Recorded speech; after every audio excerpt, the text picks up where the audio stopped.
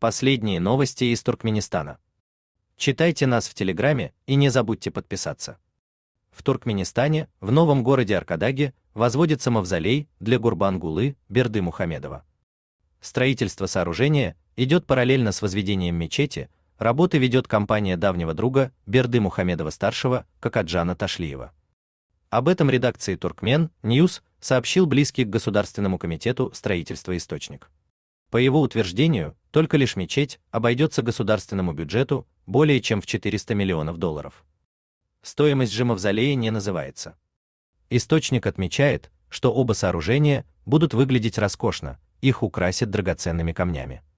До сих пор самым большим культовым сооружением Туркменистана является мечеть имени Сапар Мурата Туркменбаши, при этом ее стоимость в 4 раза меньше стоимости той, которую возводят сейчас. Мечеть Туркменбаши открыли в 2004 году, а спустя 2 года Туркменбаши скончался, его погребли в фамильном мавзолее.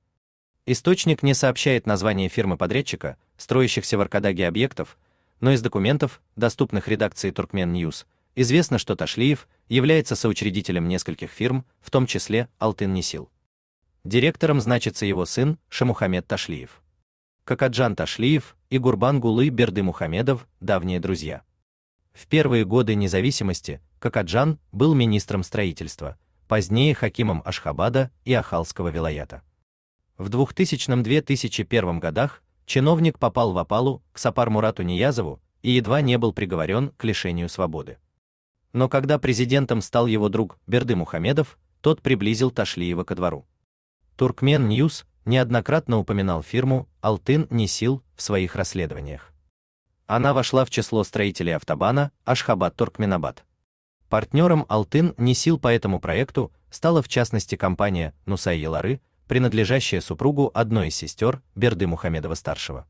Кроме того, Алтын Несил является соучредителем фирмы. Киамиль Демир, занимающийся производством изделий из железа, компания Нусай-Елары также входит в это число. Источник Туркмен Ньюс заявил, что строительство нового города Аркадага сплошь пронизано коррупцией. Цитата: «Любая местная фирма, желающая получить государственный подряд, должна выплатить откат председателю Госкомитета по строительству в Аркадаге Дерья Аразову. За это он даже получил прозвище Дерья 5%. Конец цитаты. Источник также добавил, что нахождению на высокой должности и успешному коррупционному бизнесу Аразову не мешает даже тяжелое заболевание головного мозга.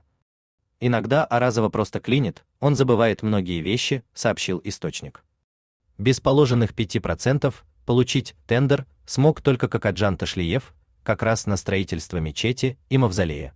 Причина ясная, он имеет протекцию самого будущего обладателя погребального сооружения.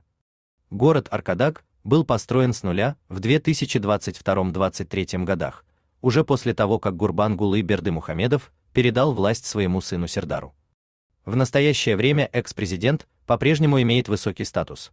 Он практически наравне с Сердаром проводит собрания и заседания, требует отчетов от чиновников, встречается с зарубежными партнерами. Но в соперничество двух Бердымухамедовых может вмешаться сама судьба.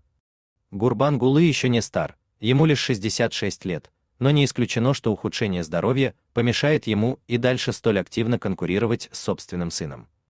А может быть, и мавзолей понадобится ему значительно раньше, чем он рассчитывал. По данным источников Туркмен Ньюс, в середине декабря прошлого года экс-президент пережил тяжелый приступ болезни и на неделю выпал из публичного пространства. 9 числа он проинспектировал строительство Аркадага, а на телевидении появился только 16 декабря, пропустив даже празднование Дня нейтралитета, одного из основных государственных праздников Туркменистана. Хотите сообщить что-то важное? Пишите нам в секретном чате Телеграма. Мы никогда не раскрываем свои источники и гарантируем вам полную анонимность.